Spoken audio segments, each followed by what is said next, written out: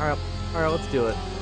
Hello everyone, I am Zazubaar, and welcome to a slightly long, and by slightly long I mean roughly a week, overdue podcast for the Godzilla Odyssey retrospective, year-long look back upon the fanfiction series that Dillion and I never finished. Speaking of Mr. Super DM64, I have him here, Dylan McCandless, aka Super DM64. Hello all. Dylan, Hello all.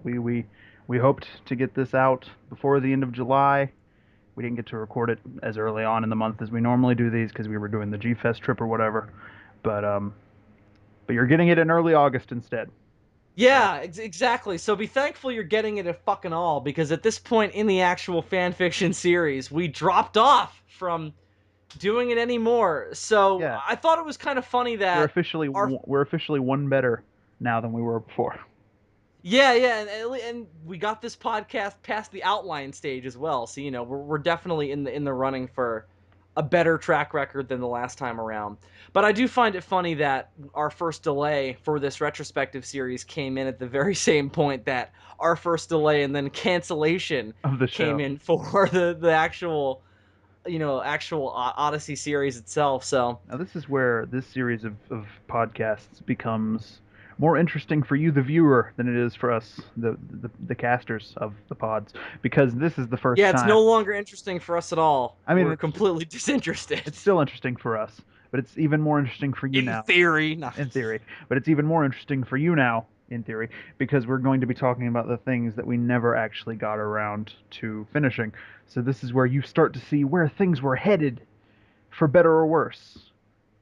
Yeah, So, maybe better, maybe worse, maybe it would have just been another fan fiction. Who knows? time to examine the plans of our past selves and get super pretentious about our own work.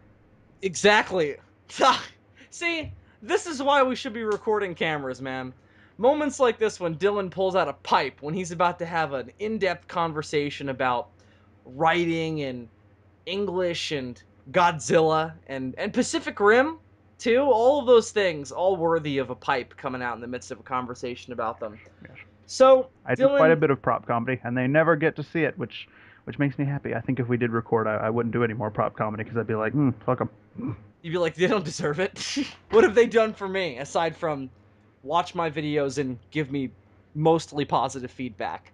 What have they done for me though? All right, Dylan. So as I said already, we're on issue 3 of the Godzilla Odyssey retrospective, and as you said, this is the point where we never actually wrote a script for this particular issue of Odyssey. We came up with some rough ideas. We had an outline, and then we never finished it because we got mad lazy. A pretty, And other circumstances too. Well, it wasn't just the mad laziness, but there were other circumstances, but that was certainly a factor as a well. But decently detailed outline. Like we knew exactly what was going to happen in this fucking story. I You- feel like if you read this could almost just function as a part of the series. Like, it's detailed enough. You could just read it and be like, well, I kind of get everything that you're supposed to get out of that. So yeah, we just never actually wrote it. This was also going to be the first one that we were going to actually like write together, and we never really figured out the logistics of how we were going to do that. So I think that's one of the reasons that we never wound up finishing it. Um, yeah, we were gonna do it like I was gonna write the first draft, you would write the second draft, and then we would both kind of meet somewhere in the middle of the two drafts. But yeah, it's very kind of rough, a rough sort of concept for how to do that.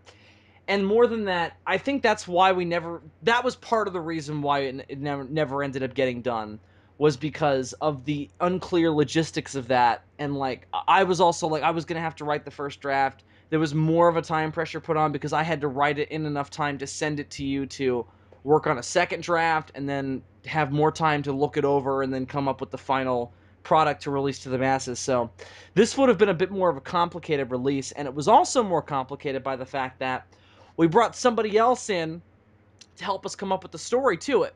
So, like I said earlier, this one was supposed to be a crossover between, every issue was supposed to take Godzilla to a new universe. And in this issue in particular, he was supposed to stop off in a couple of different universes, actually. But the primary one that he was going to cross over with was Pacific Rim. indeed. But as I said, there were other universes that he was supposed to dip into in this issue, outside of that, but we'll get into that in a couple of We minutes. But brought just in we brought in Gorazard because yeah. he knew the Pacific Rim universe better than any of us. Still better than me. I don't know about you. Like Oh God, yeah. I've seen the We'll talk movie. about it, but I know so little about the Pacific Rim I've universe. seen the movie. I can name all the Jaegers for you and all the kaiju, but I can't. I didn't read it. You can do two better on me. I've seen the movie. But I didn't read the tie-in comic. Nope. I started to read the first draft of the script, but I never finished it. Never did that either. So David knew it better That's than very, very different though, I've heard. Right? it is quite different, at least from what I read of it. So we got him. Is it is it better than the movie, or is it just kind of more rough and sort of prototypey? Again, I never finished it, so I can't really say, but I'm happy with how the movie turned out. I gotcha. I gotcha. Now, just speaking of myself, I never read any of the Pacific Rim tie-in comics either. I always meant to. I was a very big supporter of them when the movie first came out and when it was first making its kind of impact on pop culture. But as time has gone on, it's not a movie that I've revisited very often. I think I rewatched it once when I got it on Blu-ray, but I don't think I sat through the whole thing a second time. I think I've only seen it in full the one time I saw it in theaters. And not to say that that's like a knock against the movie, like, oh, I never went back to it because I didn't like it. I loved it when I I've first saw watched it. it at least 2 or 3 times, but I haven't. Yeah, I haven't really rewatched it a ton. Um, Actually, I kind of want to rewatch it sometime in the near future. Now that we're talking about it. I was considering giving it another go before we did this, but I just didn't get the chance. And it wasn't really much of a purpose to it. Like we had the story for the outline that we had, so there wasn't really much need to go in and add more to it with like another visit of the movie. And besides, the actual story we have takes place after the movie, so it kind of doesn't even matter at a certain point. The actual, like what you could get from that, but Yeah. it would have been nice to get another look at that universe and kind of revisit the only experience I had with that universe, which was that movie. Before we talked about crossing it over with Godzilla, because I feel like this is one of the ones that I don't want to say I was the least excited about, but I was sort of the least passionate about actually coming up with the moment to moment story. This was the one that I had the least sort of personal ideas and passionate input for. Like I think that's why I think it was a good idea we brought David in and why we even wanted to bring David in was because he was the one who really knew this universe and would have the most passion for it and the most interesting ideas for how to cross it over with Godzilla. So lots of credit to him for that, and thanks to him for coming in to help us out with it. Because I feel like me on my own, I like Pacific Rim, but I like it for more general reasons, and not so much have, and I don't so much have like a very in-depth fascination with the ins and outs of the universe. Maybe I could develop that over time, and it wasn't even like I just didn't like the movie enough to go into all that stuff. I was just never really just engrossed enough in it, or just it never really prompted me to the marketing I saw for that other stuff to go back and get into it. But Well, anyway, well, we know now so that we're getting a sequel at some point in the near future, so that might. but that's all. That sounds like it's almost like a soft reboot type of deal, almost like it's not. It's not Guillermo del Toro. They're not really bringing back. I haven't heard any of the returning cast No. that they've The announced. only Like thing I it's know is that John Boyega's in it, which he's the lead. Yeah, he's your male lead, as it's known. which great because I liked him in the star I liked him as well. in the War of the Stars. Indeed, he is good in when the Force Awakened. Mm, Uh, indeed. but we don't know how much that's going to connect back to it. If it doesn't connect back that much, that's not even a bad thing. Of course, I think that would be interesting if it didn't connect back that much. But Now, this, background information, sort of behind the scenes deal for the audience. So what we did is we brought David in. We had a Skype conversation with him where us and him together, using his great knowledge of the Pacific Rim universe and our passing knowledge of the Pacific Rim universe, yeah, combined with our plans for Odyssey. our interest in mining it. We brought our minds together with him. We recorded that Skype conversation. I think I still have it, and I still have it as well. Yep. came up the uh, with the plot, and then I went off and wrote the outline and did some concept art, which you'll see in a little bit. And yeah, that's as far as it got. Right. So as you said before, this is the first one where we don't have an actual story that we released to actually review. So basically, the way I thought we'd break this down is, why don't we first break down the outline for what we were gonna do with it, then we can talk about the concept art, and then I figured at the end we can talk about what we might do with this when we eventually bring back this series and do a kind of retooled version of it. Because I don't know about you, but I would like to do something rather different if we, using Pacific Rim to cross Godzilla over with again. Like, I'd like to do something a little different, Well, by the time, especially because since, we have no idea when at all we would be redoing this series. yeah, So, at the time that we do it, the second movie might be out, and that might completely change our plans for what we wind up doing. This is set up. yeah. This is set up as a sequel to the first movie, with absolutely nothing else in play. So that could change radically. This issue is a direct sequel to the original and acts as if the original is a standalone movie, which it was at the time. So you're right. There We'll were see there if were plans the for a release sequel.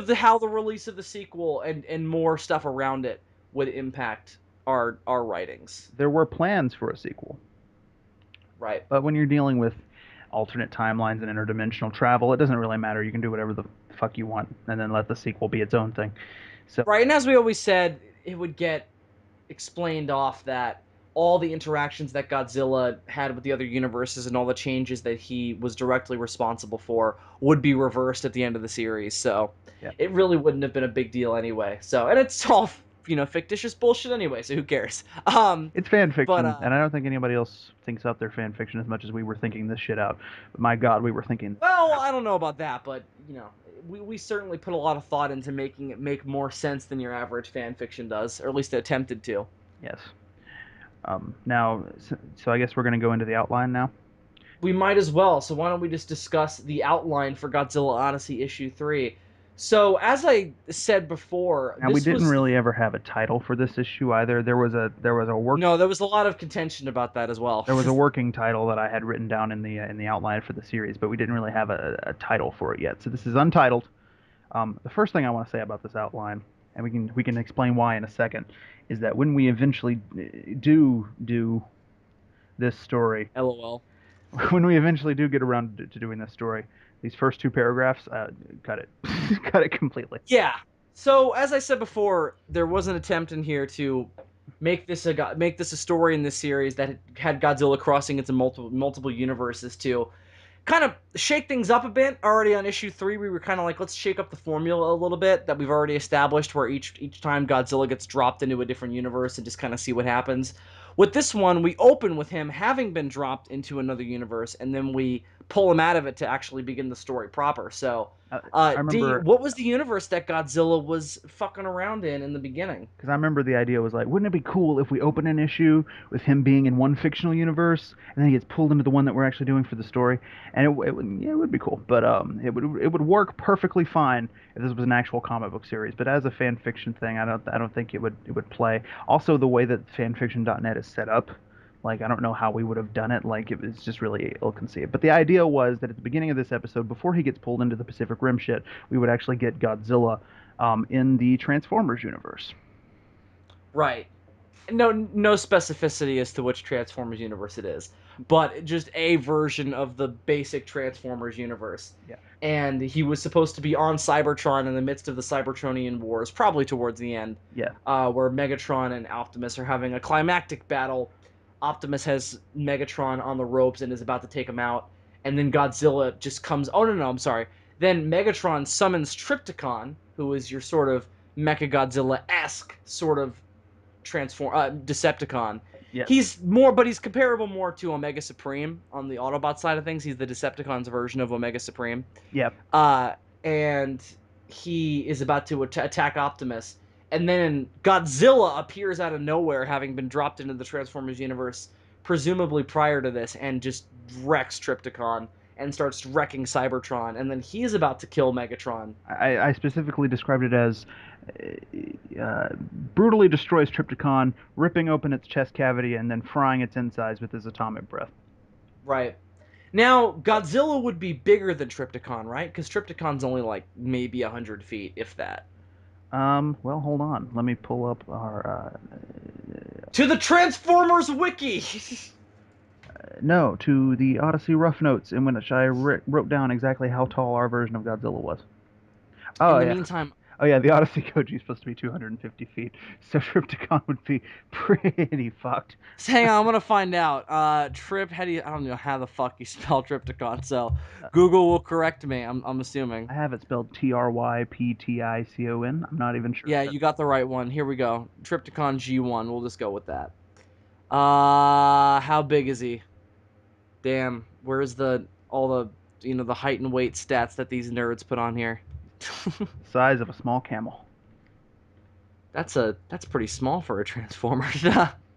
even a normal transformer. And he's supposed to be 1 I to don't 6. know what the deal is with this, but the first image here says Brokeback Mountain, and it's Tripticon destroying a mountain. I okay. I don't know what the context of that is. I kind of do want to know, but I do not want to look it up now, so that's a story for another day. But damn it, how fucking big is he?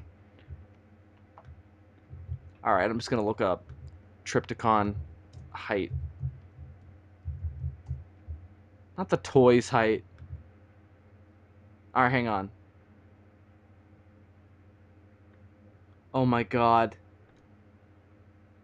This is so fucking complicated. Was it never specified how big he is? Alright. Because if so, we're in the clear. Yep, this is all fucking toy measurements. I don't give a fuck about this. So I have no idea how big he is. It appears to have never been specified. Here, wait, let's try Wikipedia proper.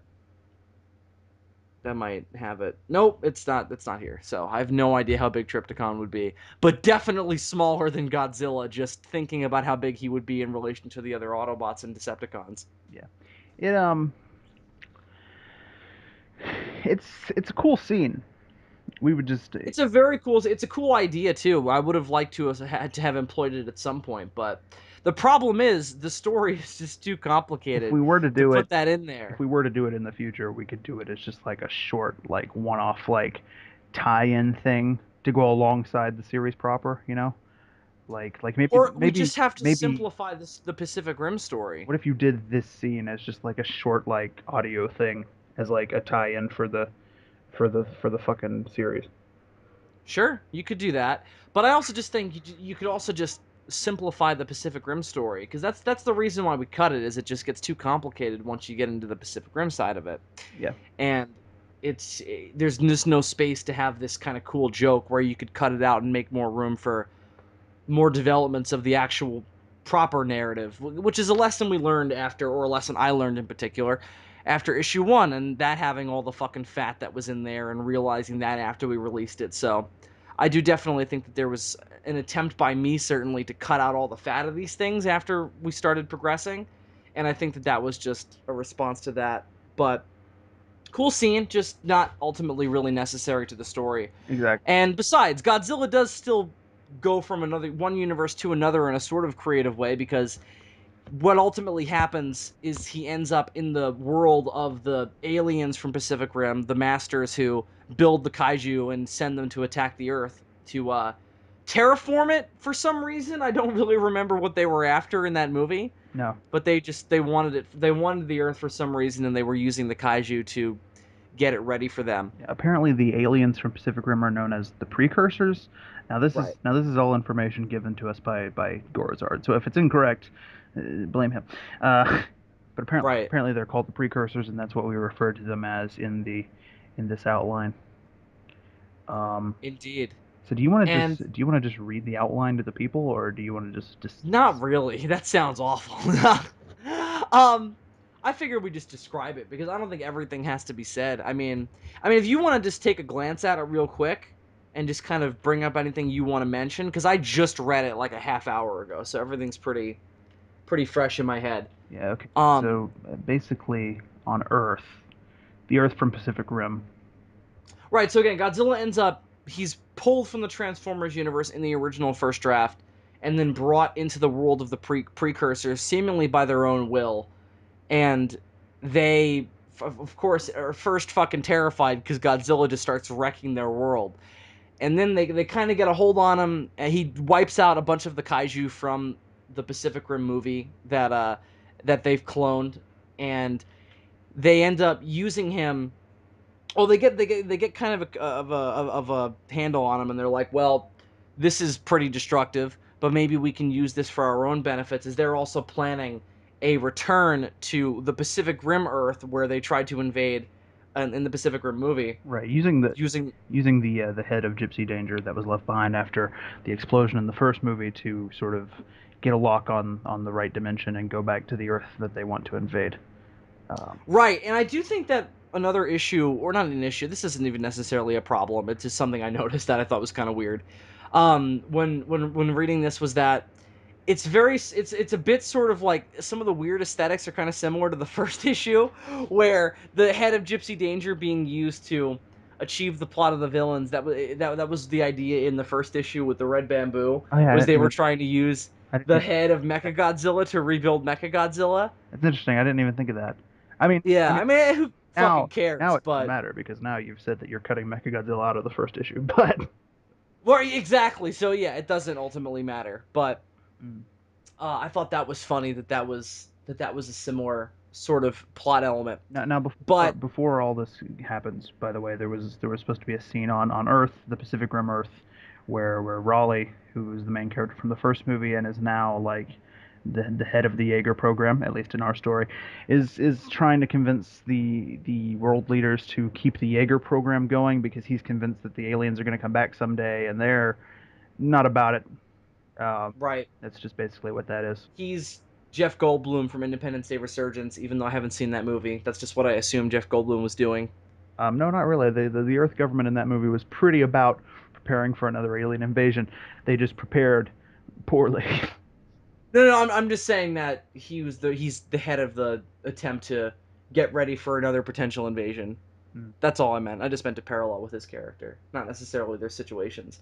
But yeah, Raleigh is facing resistance because obviously they think that the aliens are dead and that they're not going to try and invade again. But they turn out to be wrong because they do, but they do it in a new and unexpected way. Well, I mean, they send a giant monster to attack them, so I guess it's not that different or unexpected. But the monster they send to attack them is a bit different and unexpected in that it is, in fact, Godzilla himself. Although, this was your idea.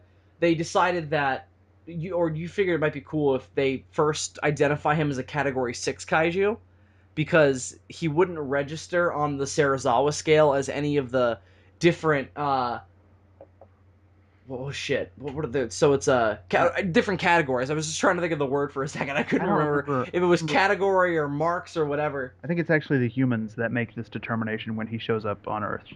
Yeah, yeah, that's Um, what I'm saying. okay. Is that they're like they can't register Godzilla on the scale they use to register all the kaiju that the precursors had sent after them in the past. So they're just like, well, he's an unknown thing, so we'll just call him a Category 6. So they just call him a Category 6 for a good portion of the story until none other than Eulicles, who is our only like sort of human protagonist that's retained throughout all of these, shows up in their universe to help them with the Godzilla situation, because it only gets worse from there. Yes, and I still like that idea. I don't know about you. Which idea in particular? The whole Category 6 idea. I thought the only issue with it was that, don't they bring up the Category 6 in some Pacific Rim thing if it's not the movie? Like, I thought at the time we were even arguing about it because I thought that like they brought up Category 6 in the movie or something, Now, if I remember or correctly, I think the argument was that that's not really how the Sarazawa scale is supposed to work. This was information coming from Gorzard. He had an issue with the idea because apparently it's not how the scale is supposed to work. I don't remember how oh, it. because the scale's based on height. Yeah, the scale just goes. According to that scale, Godzilla would only be a Category 4 because he's only like 250 feet tall, whereas the Category 5 at the end of the movie is bigger than that. Yeah. Um, So that was the issue with it. which is why in, I, in in the actual outline I changed it to where it's less of an actual distinction and just sort of a nickname that they right, go with. right. Because I mean, I think the idea could is also more supposed to be that they're measuring his power that he's outputting, and not so much his actual physical height and everything. Now, So I'm maybe not the sure. readings that they're getting make it seem like he's bigger than he actually is. I'm not sure if we made this abundantly clear to the audience because we've been sort of rambling a little bit. But what happened was Godzilla appeared in the precursors world, killed like a bunch of clones that they had of their kaiju from the first movie, and Right. they were like, fuck, this thing's really strong. Let's just send it to Earth. So the aliens from Right, that was the idea I kind of forgot to get to, was that the aliens, in an attempt to get rid of Godzilla and also fuck over the humans, are like, well, let's get rid of this thing so it doesn't destroy us anymore, but it will destroy and make it easier for us to destroy the Earthlings. So they send Godzilla to attack the Shatter Dome and all the good people of the Pacific Rim universe. right, okay. So So with that background established, Godzilla enters the Pacific Rim universe. He attacks Hong Kong, I think.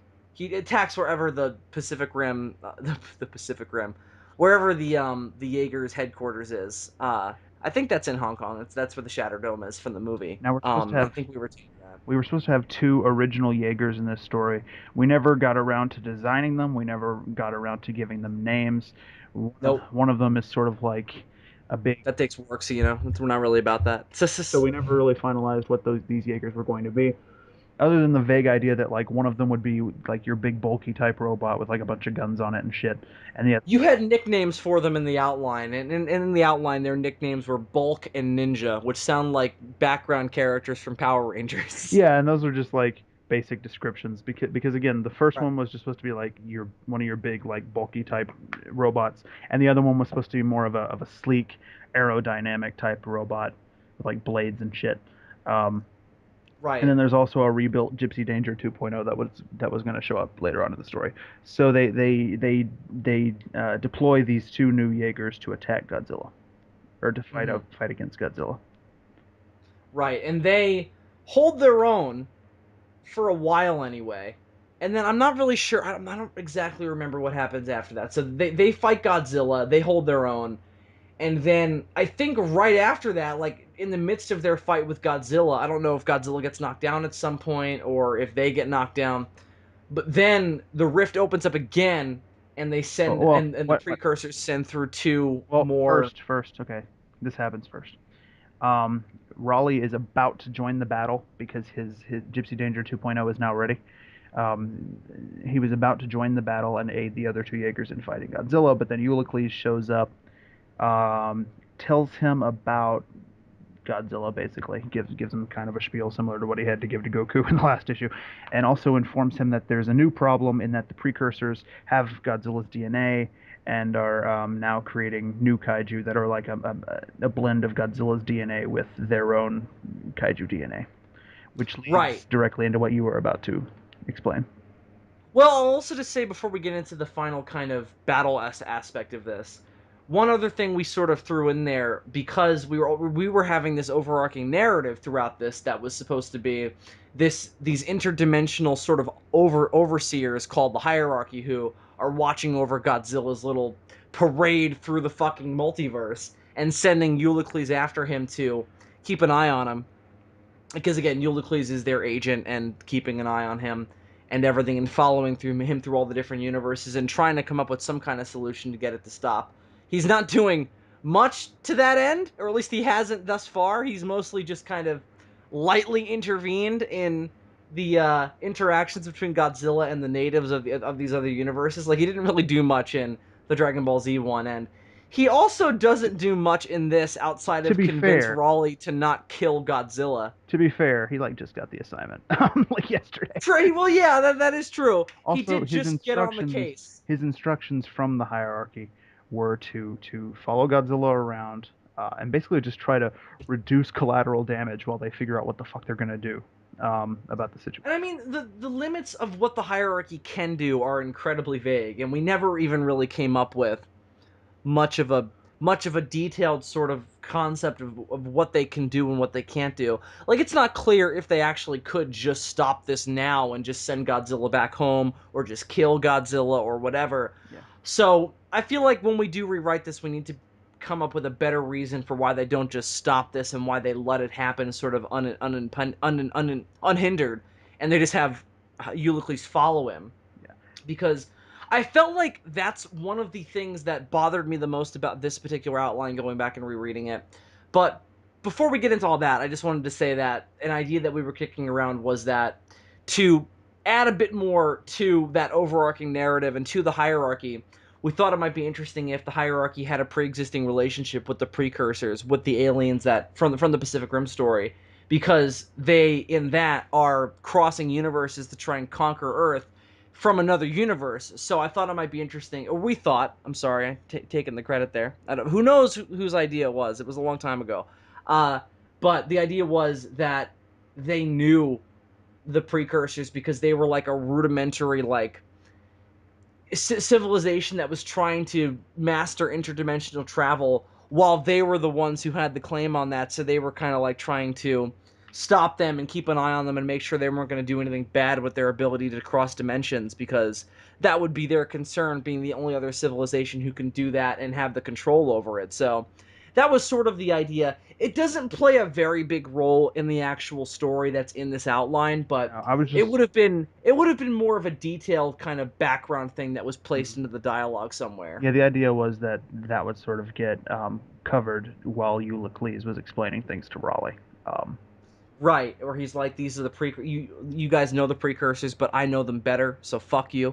Uh, they're dickheads from the past of my civilization. So that's one of my favorite ideas from this, by the way, that the precursors are like this renegade civilization who got a bit or like a more rudimentary version of the dimensional crossing technology that the hierarchy already have and have streamlined and used sort of willy-nilly, uh and that they're like a renegade like this using it for their own greedy gain, and the hierarchy are more, I guess, more enlightened than that. They're more about the good of the good of reality and all that, whereas the precursors are just like survival and the good of our own species. So they I think that that's understand interesting. the damage that the ability to cross universes can wreak on just the overall structure of reality, Yeah, whereas that was the idea. and the Yeah. precursors just don't seem to give a fuck about that. So it's like, No, they're so focused on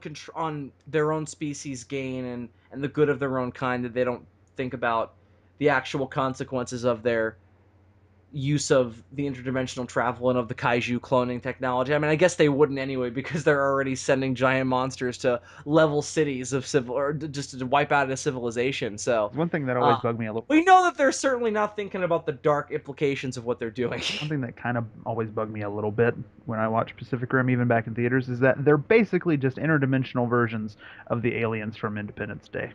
Yeah, it, Like, Pacific Rim is very Independence Day in like its tone and in its sort of beat to beat story. you could have Bill Pullman show up in Pacific Rim and deliver his exact same expositional dialogue that he had in Independence Day right after he mind melded with the alien, and it would make exactly the same amount of sense. Where he's like, they're like locusts. They're moving from one planet to the next, and once they consume every natural resource, they move on. It's like it's the exact same. They even kind of look like the aliens from Independence Day They do a in the bit. We one don't scene. see them that much. Yeah, but in the one scene where we get to see them, and to be fair, it's all like distorted because I guess their whole dimension is like underwater or some shit. I don't know. Their dimension looks like the worst fucking place to live. Like it looks like one giant factory that's on fire. Like that's what their universe looks like. Their dimension is very trippy. Yeah, and again, I guess that's supposed to be the idea. Like, well, it's a different universe, so it's supposed to look differently than ours. But it doesn't even look like it makes sense. So I was also always like, I always thought that writing Godzilla's attack on that world would have been hard. Because we don't really get a good look at it in the movie, and it's so like ill-defined that it would have been really difficult to make a compelling Godzilla destruction scene. Yeah, that would have been one of the more difficult things about actually writing this issue.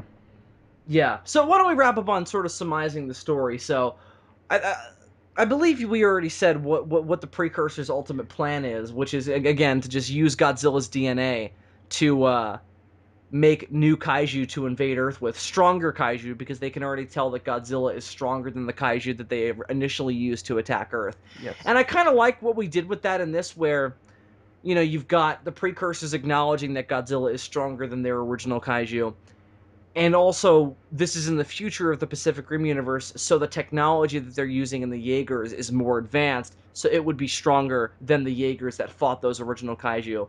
So it makes a little bit more sense that the Jaegers can hold their own against Godzilla, because they're stronger than the original kaiju that Godzilla fought in the Precursors universe, if you know what I'm saying. Also, I explained in the So the power is scaled pretty evenly, I think. and I explained in the outline that that one of the reasons they're holding their own against Godzilla is they're using the fact that they are smaller than him to their advantage during the fight. Um, Right. It's like in the Godzilla Save the Earth game where you play as Jet Jaguar because you could get really tiny and nobody could hurt you, so you could just go around and attack everybody and nobody could hurt you. You remember yeah, that? well, it's also a similar idea to what happened in Battle for West City, where I described the Z fighters attacking Godzilla like a dude being attacked by a swarm of bees. A little bit less so than that. It's more like a dude being attacked by two chimps. By two kickboxing midgets, you know, Yeah, named Bulk and Ninja. yeah, tentatively. Exactly. Now, now, my favorite thing that we did for this issue, and maybe I'm a little biased in this regard, but my favorite thing that we did in this issue are the original kaiju that we came up with for this story. Do you want to talk about them individually as they pop up in the story, or do you just want to blow through the summarizing and then talk about them separately? I figure we just blow through the summation since we're almost done anyway. So And then we can talk about the actual art that you developed for it. okay, so you have these two newer kaiju that pop up. That are cloned from Godzilla's DNA, but also mixed in with like DNA that the precursors were already using for their kaiju. So they all look like Godzilla, but like way more aquatic. They're all like aquatic takes on Godzilla. It's like deep sea versions of Godzilla. Basically, these two come up. And oh, another thing we did is that all of them have. Well, you know what? I'll talk about that when we actually talk about the kaiju themselves. They show up. Um, those two do. There's a fight. Obviously. Right. Um, As there would be. Monsters typically fight when they meet up in movies. right. See, I'm trying to skim through this to see what happens next. As far, I having read it before, as far as I can recall, what basically happens is they fight, they Gypsy Danger 2.0 gets involved, and Euclides convinces them to help Godzilla fight the other monsters as opposed to dealing with Godzilla and then fighting those other monsters on their own. They fight, they come out on top against those other two monsters. Godzilla gets fucked up. Oh, because one of them has the ability to drain the atomic energy out of something. Right. I believe that's Anglar. It is. It is. If I'm not mistaken, yeah, Anglar's one of the original kaiju that we came up with. He looks a bit like an anglerfish. The name is really clever. Nah, it's pretty clever. I like the name Anglar. And It's better than the second one's name. yeah, which is the one I came up with. Fuck you. So anyway, Anglar drains the energy out of one of the Jaegers and also Godzilla. So they're down a Jaeger, they're down a Godzilla, and then And the other Jaeger gets fucked up too. But at some point, yeah. I think the other kaiju fucks it up. Anglar drains the energy out of one of them, and also drains a lot of energy out of Godzilla. So after the fight, Godzilla collapses, and there's this really good scene where Raleigh's like debating if he should kill Godzilla while he's passed out, because it seems like the battle's over and everything. Right. But then shit goes south again. When the third monster that the precursors have created to with Godzilla's DNA shows up, which is Warhead, a big beastie. Yeah, he's pretty badass. He's got a big like swordfish, almost like knife head kind of head on top of a Godzilla kind of body. Basically the design is, and you'll all see it in a second when we show these to you. He's basically Godzilla with Pacific Rim tattoos, but he also has the head of a goblin shark. Right. By the way, the second one was Ramtor. That was the one I came up with the name for, which was basically just Godzilla with a big like hammerhead shark kind of head that he would use to ram things, as the name implies. That was my idea. I was reaching for that one, you know. We were desperate to come up with a name, and that's what I came up with. I felt I had to have some sort of input. We should have just called him Rampage. Yeah, no. That probably wouldn't have been too. Yeah, that probably would have worked. I mean, all the names are coming from the two scientist dudes anyway, so that would have made as much sense as Ramtor. Well, I always thought that Ramtor was a little silly, but I thought, if we write that correctly, it can be like, because one of those geeky scientists comes up with the name, and like so it's kind of a joke how silly it is. Like that was how Yeah, that's how I would have approached it. right, right. So But we'll probably the name Warhead for the main kaiju comes from the fact that a lot of kaiju in Pacific Rim's names in with head. I mean, you've got Axe Head and Knife Head, and you've also got like Leatherback. So it's a very Pacific Rim-esque name. But it's like Warhead, so it also ties into God. and war is very Pacific Rim-esque as well because it's about a war with giant monsters. So it makes sense. But also the name Warhead is also ties into Godzilla's atomic origins. Also, his goblin shark head is shaped kind of like a missile. I think it's the cleverest of all the names. It's a very layered. It's a very layered series of in-depth in jokes and references and symbols. It's very complex. Basically, But Warhead shows up, and he's way stronger than the last two kaiju. Gypsy Danger, he's got the most Godzilla in him, it seems. yeah, Gypsy Danger in 2.0 knows it cannot defeat Warhead without Godzilla's aid, so it uses one of the nuclear reactors from one of the two downed Jaegers, the one that wasn't drained, the one that was just fucked up, old school style. Uses that to revive Godzilla, and then they team up, fight Warhead.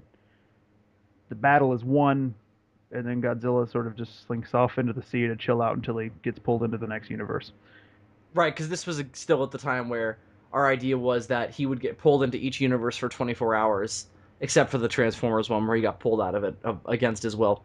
And then he would go to the next universe at the end of that 24-hour period. We've since then decided that that was dumb, and why not just have it randomly happen whenever the story is done, and we can explain it later, just because it's more narratively interesting. It's more dramatically. It's just dramatically better for the story as opposed to it's just like there's this big action-packed crossover, and then Godzilla's just off in that universe for a bunch of hours by himself, not doing anything because we introduced this arbitrary time limit. Um, so we've discarded that since then. But that is pretty much all we had for the Pacific Rim Godzilla crossover. Dylan, did you ever say what the name was supposed to be? The one that we actually came up with? No, I mentioned that there was like a working title. Uh, Did you mention what that was? no, I don't even remember what it was. I gotta open that. Oh, I think it was Apocalypse Reborn? Apocalypse Restarted, or something along those lines? Because it was supposed to be a joke of like they canceled the apocalypse in the first movie. Right. We're just kicking it right back up again. Right, which they canceled the apocalypse, but it was very like I don't remember the actual specifics of the ending of that movie, but I remember they basically just fought off three monsters, and I was kind of like, that was a pretty small scale apocalypse. I'm not gonna lie. Reignited, apocalypse reignited. Oh, that's a way better title than anything I said. Cool. All right, I'm okay with that. I'm still not in love with that title, but you know, it was a working title. If we had come It's up better than Apocalypse Restarted. if we had come up with anything better than that before time, then we would have used something better than that. But that was the tentative title of issue 3. Which is Right. cool So Dylan, because most of these don't even have tentative titles. So at least no, none of them do, except for that one. As far as I remember, maybe we did have more written down that I just don't remember, but that's the only one I recall. yeah, But Dean, why don't we talk about our thoughts on the story itself before we get into the concept art, because that's sort of separate, right. and I feel like we've just surmised the story, so it's better to just sort of cover our thoughts on it now. This is probably my least favorite of the three that we've discussed, of the previous two we've discussed, and then this one. I Mhm. mean, just because again, Pacific Rim is the universe of the ones we've discussed so far that I was the least passionate about going into it. I still kind of feel that way now. And again, not that Pacific Rim is bad, it's just the one that I am the least personally fascinated with of the ones we've discussed and the ones that we were even going to do later. And I think that's I don't know if that's necessarily reflected in the story. You and David had a lot more sort of specific ideas and input into the actual moment to moment narrative of this than I did. I just sort of kicked in, sort of streamlining ideas and extraneous things. But you guys really hammered out the actual skeleton of the thing. But just talking about what we have here, I think it's a little bloated. I think it has a similar issue with the first issue in that it tries to do too much plot on top of just having it be a story where Godzilla just ends up in the Pacific Rim universe.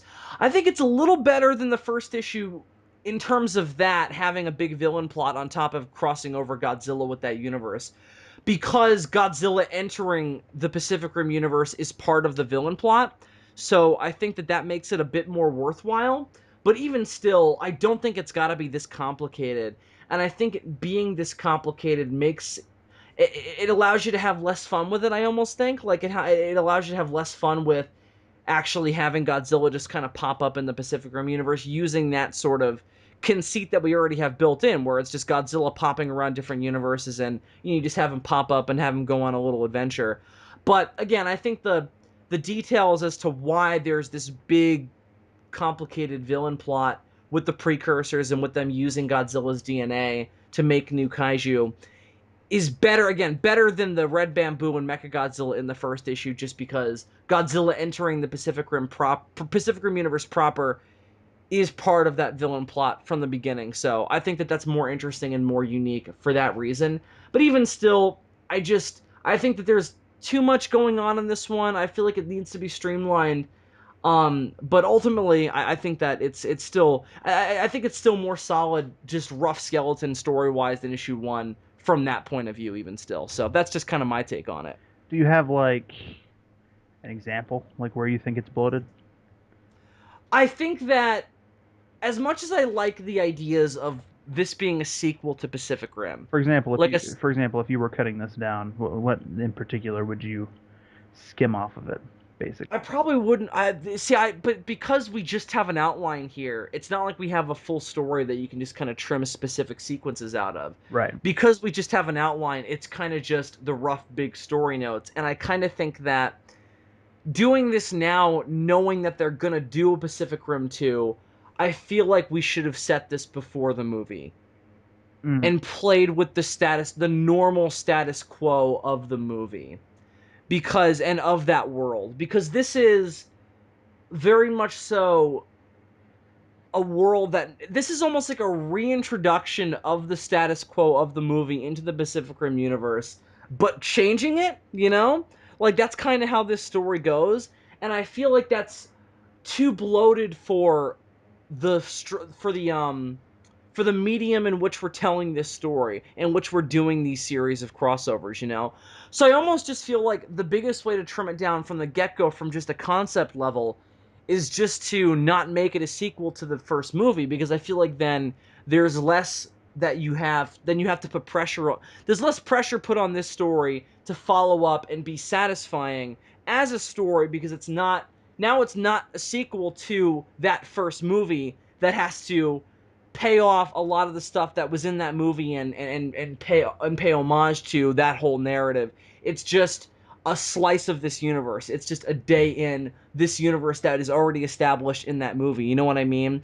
I don't know though. I feel like you would have to explain even more if you did it before the movie though, because before the movie is a time period in which there's tons of Jaegers, not just the few that we had in the movie, and even fewer in our story because we had a rebuild of Gypsy Danger and then two originals, so three Jaegers total. But pre the movie, you've got this universe where Jaegers are a normal thing. There's a bunch of them. There's kaiju coming on a regular basis. Like you would have to try to work Godzilla into all of that, which is why I think we wound up doing it as a sequel to the first movie in the I first get why we place. did that. I get why we did that from the first place, because that was at a time that we didn't think we were going to get anything else, or if we did, we had no idea what we were going to get. But I feel like now that we know that this will eventually get continued, and I also and there's not much being done currently with the expanded universe of the story before the movie, which is where all the expanded universe stuff fits in. I only say that it might be better to set it there just because you don't have to explain where Raleigh's been, where Mako's been, what's going on with the what's going on with the Jaeger military group, and why they're still active, but again, I meant to say this before. I say that, but I also really like the idea of Raleigh having to struggle to get funding for it, Yeah, because that's very realistic. and the whole Godzilla Um, incident being sort of like confirmation that he was right. Uh, Yeah, that is good and interesting, but I don't think that that's necessary. that's necessarily necessary. He's basically Uh, basically Brody from Jaws in this story, and well, he's more like Brody from Jaws 2, and his where superiors are the really shitty mayor. yeah, I feel like he's more Brody from Jaws 2 though, where he's like, we should, we have a bad history with this. We should be ready in case it happens again. And they're like, fuck off, you dumb prick who we gave a bunch of awards to for being a really good cop. We don't want to talk about your new shark problem that you have evidence for. We just want to talk about opening new pools or whatever Jaws 2 was about. I don't actually remember, but Yeah. anyway, that's a point of comparison. So this is like the Jaws 2 of Pacific Rim in a way. Uh, but you see what I mean though. Just because I feel like there's less pressure put on us as writers if we have to, if we put it in an era of the Pacific Rim universe that is already kind of established and is more simple status quo than doing a sequel to the movie and having to come up with all this stuff on our own, you know? Because I feel like that's also where issues like coming up with Well, the that's individual where Jaeger, like the individual new Jaegers, like that came in because we didn't know what we wanted to do with them. that's where I'm a little confused as to why that's less complicated though. Because like I said, if you set it before the movie, then you're setting it during a time where there's kaiju coming through on the regular. So that's a thing that's ever present. You have a ton of Jaegers that are active at that time that we don't even get to see in the movie, but presumably they were there just from what we know about the universe. And so then like questions come in like, well, what are those Jaegers? How do you explain that?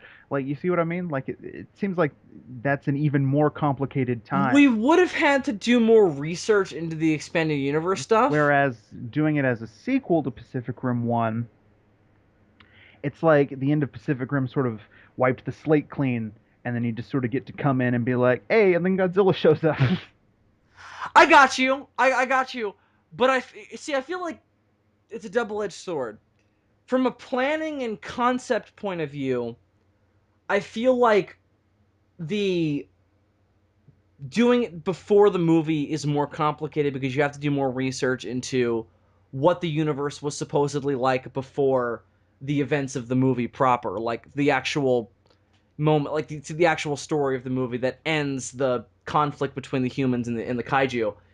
But in practice, you also then you then have to come up with and explain all of the things that are different from what you've seen in the movie because it's a different status quo. Time has passed, things are different than they were in the movie.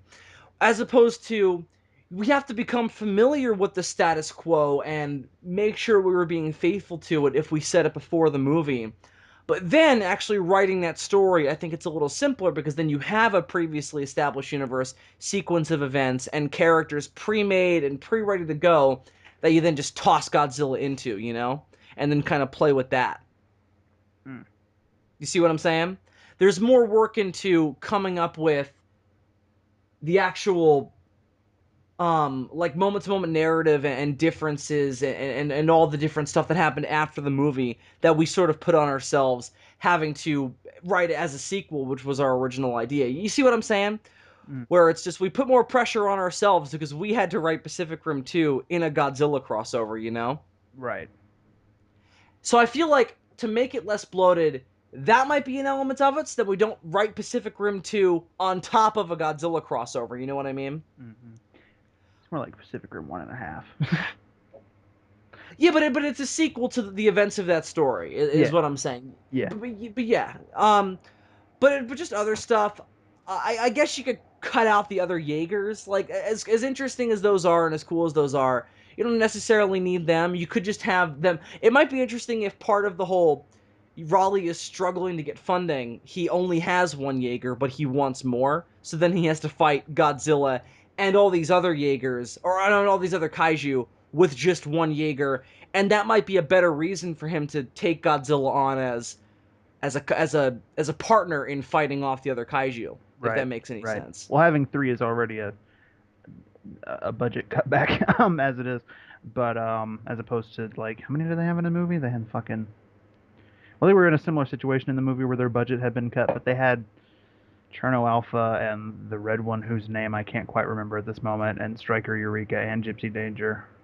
Four. They had four. Right. I think that's all. I do also feel like it's a bit kind of it's a little samey In Crimson terms of Crimson Typhoon. That's the red one. Crimson Typhoon is the one that's from Japan, Yeah, and is like everybody's favorite for some reason. Everybody loves Crimson Typhoon. because it has He's cool. He's got. because he has 3 arms and he's got 3 I know. pilots, and Yeah, I get it. There's triplets and everything, but you know what? I like Cherno There's a Alpha lot. because he has giant fists and he reminds me of Big O. Uh, Gypsy Danger just looks like the most streamlined. So that was just always my favorite. But actually, anyway, actually, I also really like Striker Eureka because he's like he looks like a fucking Gundam. I do like Striker Eureka as well, and he does look like a Gundam, certainly. But I feel like I just feel like one other issue with this is that it's a bit kind of samey in that it's a little similar to the last two in that it follows some of the same tropes. Godzilla gets knocked out of the fight at one point. There's a progression level of threats. The fight moves from like a sort of rural section to a city. Mm-hmm. So We have the I moment feel where like at this point we Raleigh has to decide where he's put in a position where he could just kill Godzilla at that point. And he has to decide whether he wants to trust him or not, which is there's moments like that all over issues 1 and 2. Yeah. similar to what happened with Goku at the end, but it has that added element of like the trust thing. Like in Goku's case, it was just like, hey, don't kill him. You can just teleport him to another planet. And in Raleigh's Right. case, it's like, hey, don't kill him. You need him. And Raleigh's like, I can't trust this thing. And they're like, maybe not. And resurrecting Godzilla is a little similar to what happened in the first issue where Yeah, Godzilla resurrects the Showa Godzilla to help him fight off Mechagodzilla. that one So straight up did happen in the first issue. But given I so given the I changes that you're making to the first issue, that might not be a problem anymore. no, I'm not saying that these are all a problem in terms of us bringing it back. I'm just saying what we have here. Right. Yeah. I don't think is necessarily as interesting or as unique as some of the stuff we were doing in issue 1 and 2. I feel like we got a little samey with this one, and I feel like we stuck a little too close to our tropes with this one in order to sort of just meet some of the benchmarks that we'd set for ourselves. We felt the need to stick to some of our tropes a little too closely. Yeah. So aside from that, though, there are lots of good things in here. I love the idea of the precursors using Godzilla's DNA to upgrade their monsters and make their monsters stronger and make new monsters. So with that said, Dee, do you want to get into the concept art? Yes. Okay. So in order of importance, I guess we should start with Anglar. Um, Now, interesting thing to note, I used the GMK Godzilla as a base while designing all 3 of these kaiju, just because that was the scariest, most fucked up version of Godzilla that we had at the time. Oh, how times have changed. But even now, like Shin Godzilla might be the most fucked up looking version of Godzilla, but I still think GMK has like that nightmarish quality to him. Um, I think GMK was probably the scariest Godzilla we had before Shin. yeah. Even still, I think GMK he puts me in mind of Nightmare Gamera in that GMK does, in that Yeah. he evokes a similar like response. It's like the design you're familiar with, but way more vicious looking, and I wanted that to sort of carry over into these kaiju. So I used him for all 3 of those, and the one that you can tell it the most in is Anglar because Anglar pretty much has GMK's face. I'm assuming by this point that the audience is looking at the same image I'm looking at. Um, We'll see how future Bill's feeling. No, I'll put it in there. I'll definitely put that in there. Now, one thing I did with this one just to differentiate it is I gave it tentacles for arms, because I love that element of it. Because seeing Godzilla without arms is really creepy and weird. And he also doesn't have a tail, yeah, and he's got like a traditional fish fin on his back rather than his traditional dorsal spines, which is really, really yeah, interesting. all 3 of these monsters are, as we said, blends between like Godzilla and aquatic themes, because all of the kaiju in Pacific Rim were all based on like aquatic life. And this one, Anglar, despite his face being the most Godzilla-esque, if you look at his design overall, he is the least Godzilla of the 3 of them. And I love what we also did in terms of splitting up their abilities. Like, we kind of figured if there are going to be different pieces of Godzilla in each kaiju, they should all have different elements of Godzilla's powers, and you reflected that in their designs, and that they all have different elements of his appearance. But Anglar, as we said, saps the atomic energy out of the kaiju and Jaegers that he's fighting. Yeah. So there would be a sequence when he was fighting one of the Jaegers in our outline. Basically, what he does is he uses his tentacles to sort of infiltrate the Jaeger's armor and get to its core and then just sap all of the energy right out of it. Because all of the Jaegers in this future are all nuclear powered because of what happened in the first movie with the EMP knocking out most of their Jaegers. Right. So this time they're all analog nuclear reactor powered. Um, and so Anglar uses that to his advantage. I really like that idea as well, giving each of them different Godzilla abilities. One thing that was weird about designing these creatures is that I had to incorporate the Pacific Rim like blue tattoos all over the creatures, and I had to do it differently in each one. Mm. Yeah, no, it looks good. Like they all look different. They all look unique. They match up with the Pacific Rim kaiju themselves. And I think that's the really impressive thing that you managed to capture drawing them is that they really genuinely look like a cross between a Godzilla design and a Pac Rim kaiju. And that really like you look at this and I think anybody who knows those two franchises will get that that's the idea, even though there is no Pacific Rim like logo on this or anything, you know? Yeah, yeah. I think Anglar, out of the three, might be my favorite one that I did, He's my favorite, definitely. design wise, and I think it's just because of that demented look on his face. um, Well, I also just find him the most interesting. Like, I really like the idea of. He also kind of looks like Gorgo. Now that I'm looking at him, I'm just thinking like he's got the flappy ears and yeah, I'd give him the fish ear thing. Much smaller than Gorgo's fish ears, but still there as a design element. That's something that I yeah, and didn't have. obviously Gorgo had arms. That's something that I didn't have there originally, actually, and then I added them pretty late in the game while designing this guy, and I think it added to it. I agree. I also like that you gave at least him gills. I don't think the other two have gills, but Anglar does, and he's the most fish-like, so I think that that's cool. Yeah. But why don't we move on to the second one that I came up with the name for, Ramtor. Now Ramtor, one of the reasons he has that name, aside from the fact that he's part hammerhead shark, is that his ability that he gets from Godzilla's DNA is atomic pulse, Right. which Which I think is that's one of Godzilla's more obscure powers. Like that, if you ask a random person on the street, like, tell me what Godzilla can do, they'll probably leave out the atomic pulse. You know, they might not even know about it. probably not. He's only done it in the movies like couple of times. Like he does it a lot in the Heisei series. Like that's where it was introduced was the Heisei series. But like he does it in Biollante, he does it in King Ghidorah. Yeah.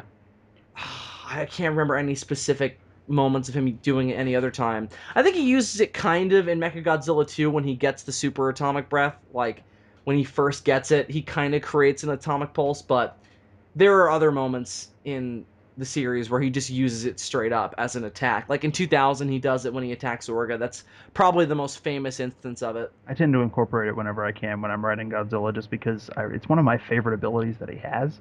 And It's probably one of his most destructive powers. as you said, it doesn't get used as often as I think it deserves. Um, Well, I think it's kind of a game. It's a bit of like a game breaker in terms of a fight because once he does it, like there's not much else. There's not really anywhere else to go. You know, like once he does it, it's like that's kind of his end game.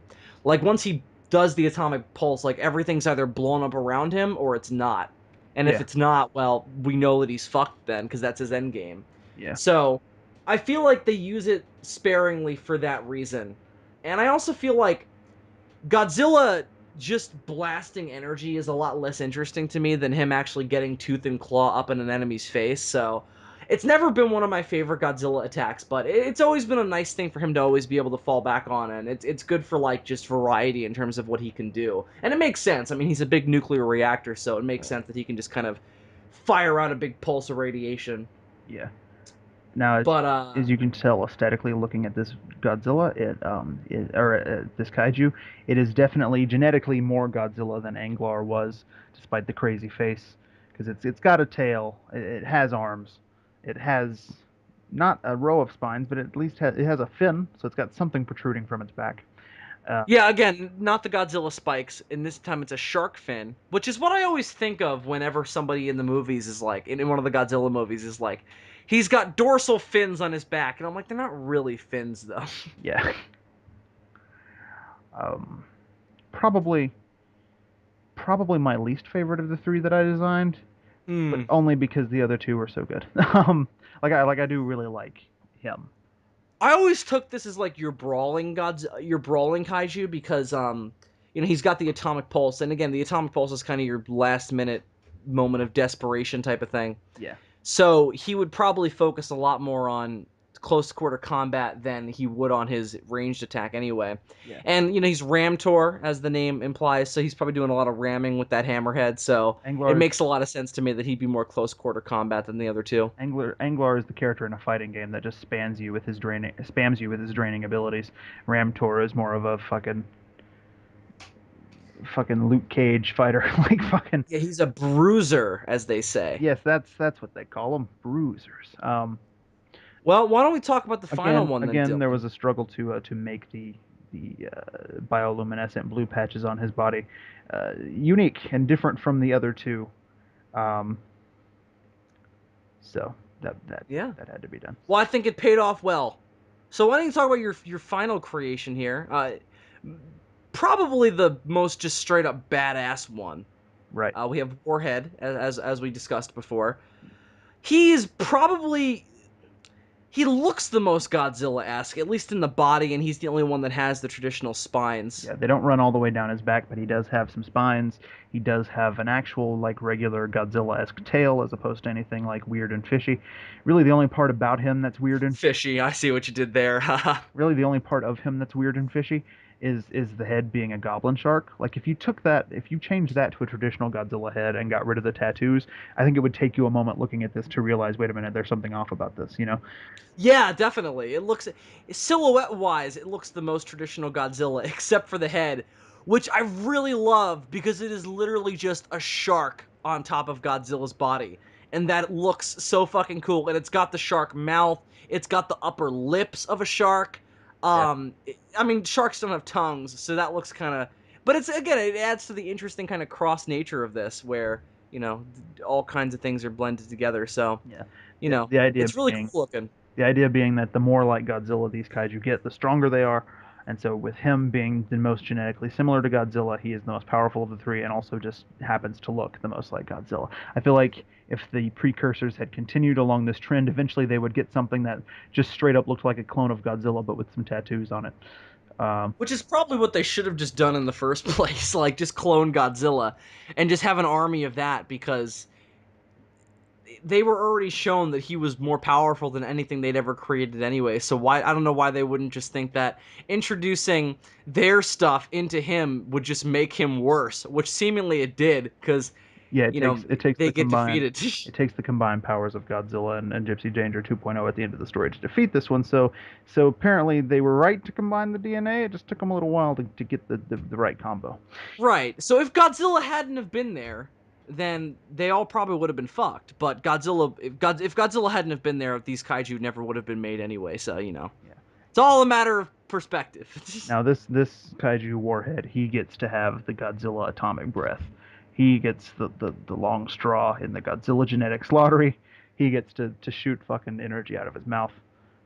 And so that's what he gets in terms of that arena.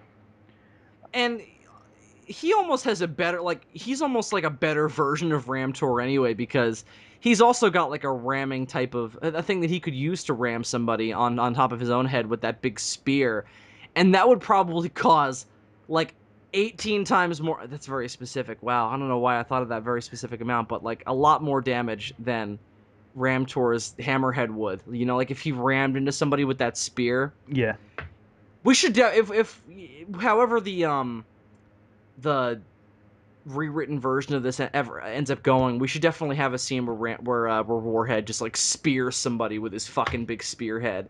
That might be an interesting way. Like one of the other two Jaegers that are in the story, like one of them gets taken out instantly by Warhead just by getting speared through the fucking chest or whatever. That might be fun. Yeah, something along those lines. You really need this one to come across as like an ultimate badass because that's the purpose he serves in the story is the Right. boss that they fight at the end. Anglar and Ramtor, they're more like they're here to party. They do some fighting. But this guy, he shows up and all of a sudden this is where the apocalypse gets reignited right fucking here. This is Right. Exactly. But that being said, I feel like this is the one that I feel the most unsure about in terms of rewriting it because I don't know if we're on similar pages in terms of like our thoughts on this one and how much of it we'd like to change going forward. Um, so why don't we just get into that element of it, and then we can wrap things up. Because we're about where we usually are when we wrap these things up. But so Dylan, let me just ask you because I kind of know my take on this. But what would you like to keep, and what would you like to change for when we eventually bring this back? Whenever we reboot Godzilla Odyssey, Hmm. because it sounds like you're a lot happier with what we have here than I am. And not that I think it's bad. I just think that there are some changes that we should make to make it a bit more to make it hold water a little more. Yeah, the only thing I definitely think we do need to address, one, again, as I said, cut out the thing at the beginning with Cybertron because that just it's way too much. Um, That definitely overcomplicates things. yes. The other thing that you said that I do definitely think needs addressing is the fact that we, as you said, we reuse some of the same ideas that we used in the previous two issues in terms of the way the plot goes.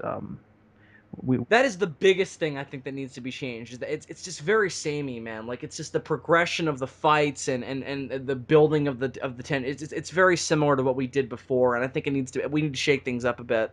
mm-hmm. Um, so those are the two things that I definitely think. That's the thing that I definitely think needs addressing. Everything else, I'm not. I don't know, man. I don't fucking know. Um, I do think that we mentioned earlier the idea of just having Raleigh just have Gypsy Danger. I think we should stick with that because I think that makes the fight 10 times more interesting, and it gives a better reason for him to use Godzilla in the final fight against Warhead. I just think it builds more tension and makes more sense with that story element of he's got shit funding for the program, so it might make more sense if he only had one Jaeger. we could still do the thing where Anglar he drains the power out of the Jaeger. It would just be Gypsy Danger he was draining, and we wouldn't have it take him out for good. We could just have it take him out of the fight for a minute. Right. Because you, We could explain then that like because that happens in the first Pacific Rim movie. Like he gets the Jaegers get bombarded with an EMP and they get turned off. yeah, So we could just have it be where in preparation for a situation like that again, they have like a backup power system that's not nuclear or whatever, just some kind of backup energy system. yeah. We could even have it be like, oh no, that's too similar too. I was about to say we could have it be where Godzilla gives some of his energy to Gypsy Danger, but that's too similar to the first issue again. What I'm just thinking is he starts to drain Gypsy Danger, but maybe the drain gets interrupted, Right. probably by Godzilla, and then or maybe Gypsy Danger could like pull out that sword and cut his tentacles or something. I like the idea of Godzilla lunging in the way of Anglar draining Gypsy Danger, and then Anglar starts draining him because he's got more nuclear power. And then Gypsy Danger is like, well, Godzilla kind of helped us, but we also started off fighting him, and that might lend some more drama to for Raleigh's decision to wake Godzilla to re-energize Godzilla for the final fight. You know what I mean? Yeah, but are we even keeping that idea I don't know. in this I alternate? think a lot. One I thing about think this, this the way the fight that we're pitching right now sounds like it's going to play. What would wind up happening, at least at first, when it's the two kaiju that show up, is like you would have Godzilla sort of fighting Ramtor over here, and Gypsy Danger fighting Anglar over here, and then they finish those respective fights, and then they're like, oh, what do we do now? Do we fight each other? And then fucking Warhead shows up. Well, I feel like it could start off that way, and then each fight kind of goes a different way. Like maybe Godzilla is able to handle Ramtor or whatever, but Gypsy Danger can't quite keep up with Anglar.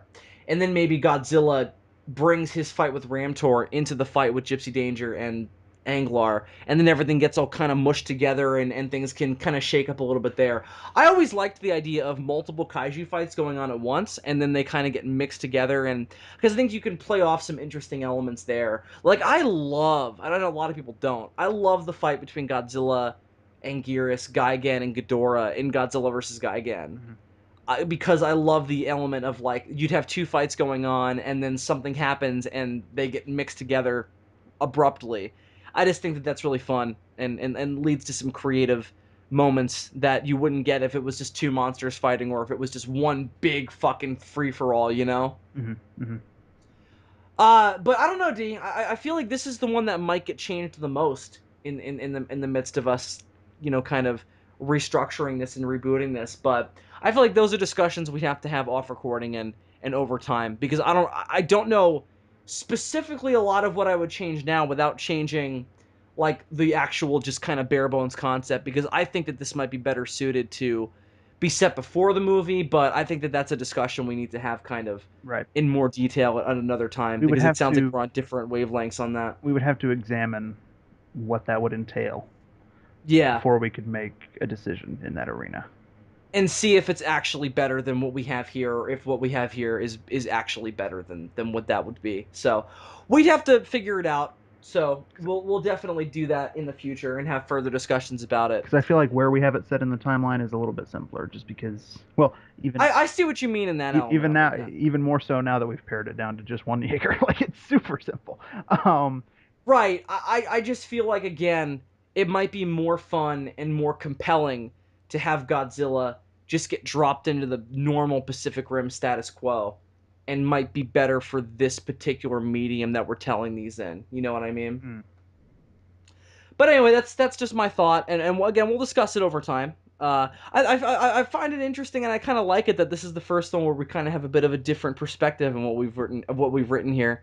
Bit of a difference in opinion, as they say, which is always compelling for the kids, I guess. Yes. You tell me, you tell us listeners. I don't know what you actually think, because I actually can't read your minds, even though I wish I could. Or do I? If you're sitting in the Probably. audience thinking, "You idiots, you could just do it this way," I mean, tell me. I mean, and then we Tell us, and we'll steal it and not give you credit. will either accept or reject your idea. Indeed, indeed. That's Um, how pitching works in the world. it is. The guy stands on the mound and he throws the ball, and it hits you right in the idea Not not cranium. not the kind of pitching I meant, but all right, we're going with that metaphor. D, is there anything else you wanted to add about our crossover in Godzilla Odyssey between Godzilla and Pacific Rim? Um, I don't think so. Me neither. Me neither. Hmm. Godzilla would have entered the Pacific Rim. He would have. He would have gone through the portal. I'm just glad that now So finally the world can see all this fucking concept art. yeah, I think this one was maybe your favorite at the time, because you had to do the most concept artwork for, and you were the most passionate about the art you had to do for it, Yeah, because you had to come up with original monsters and stuff. Because we hadn't, obviously, that wasn't at play in the first two issues, because we were just dealing with characters right. that were already established in those universes. But this is the first time we had to create our own, because of when we said it, like you said earlier. This was Um, this was the one time that I was like, oh, I got to create a new thing. Uh, and you really got into it, and you did a really awesome job. So props for that, bro. thanks. 2 years later, 2 years too late. But all right then, I think that's gonna do it for issue 3 of our Godzilla Odyssey retrospective, the first one where we didn't have a released story to cover. So I think that went pretty well. That was pretty interesting. This is certainly one of our most interesting discussions, because we disagreed about our own work, which almost never happens, man. We're usually on the same wavelength about things, but Now it was interesting. the interesting thing about here from now on, the rest of these Yeah. we don't even have an outline for. No. The rest of these episodes are gonna feel a little bit like what it was like back when we were coming out with the series, because it's just gonna be basically us saying, "Well, this is the crossover we were gonna do. What's some ideas for how to do it?" It's gonna be a whole lot more of us actually coming up with ideas on the fly in these next episodes, because this is planning shit that we never actually got around to planning. I mean, some of this we had vague ideas for. The next one we pretty much had a pretty solid foundation for, at the very least, but we didn't have nearly the detail that we had for issue 3 planned for issue 4. No. So there is still going to be a bit of a jump from what this was to what the next one will Now, be. So number five's an interesting one because I had most of that actually written. So that, so we'll be back to reviewing written shit at that point. Good. but other than that, the rest of them, yeah, I mean, we knew there were a couple of them where we were kind of like, oh, this is what's going to happen, but none of them were fully planned out. Uh, Right. Number 8, we'll have to bring Andres on for because that was his baby. Um, Right.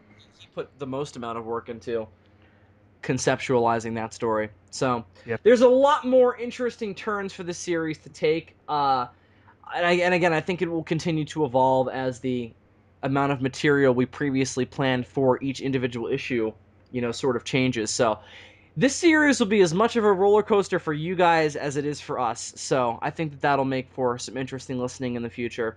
So until we see this month itself, we'll be back for issue 4 of Godzilla Odyssey because I'd like to try and keep the schedule we had going as much as possible. So we'll just come in when we were going to record the next one anyway, despite this one going up later. Which will be later this month. So like August Yeah. the something.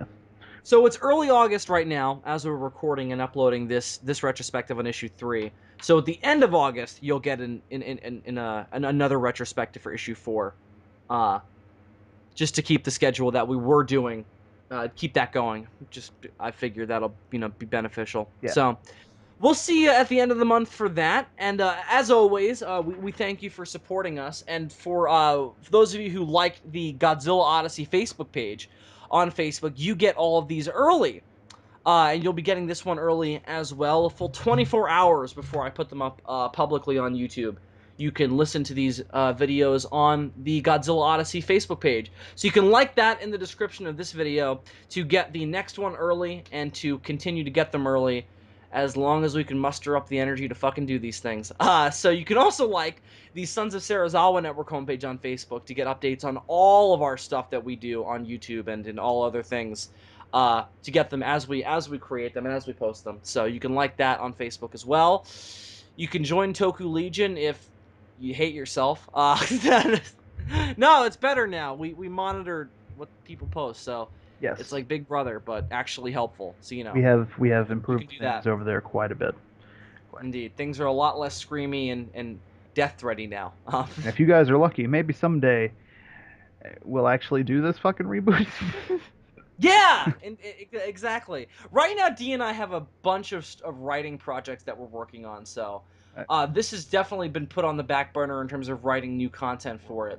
But again, the idea is we'll plan out everything with this retrospective series, and then once this retrospective series is over, we'll have the whole thing to look back on and use as a foundation for writing the reboot. So I think we'll wait until after this is over to do any kind of hardcore heavy lifting in terms of writing the next reboot. Well, and right now, and I'm not going to give any indication of what it is, and this is going to be a long time coming, so I'm going to be dropping these hints for a long fucking time. But right now, we're working on something that's going to be huge.